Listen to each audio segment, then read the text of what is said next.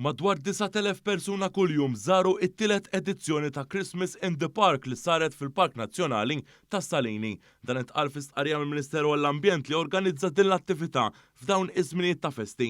Fost l-attrazzjonijiet matul din l-attività kien hemm prasepju ħaj Santa Claus u krafts tal-miliet li ġibdu l-interess ta' bosta speċjalment familji bit-tfal.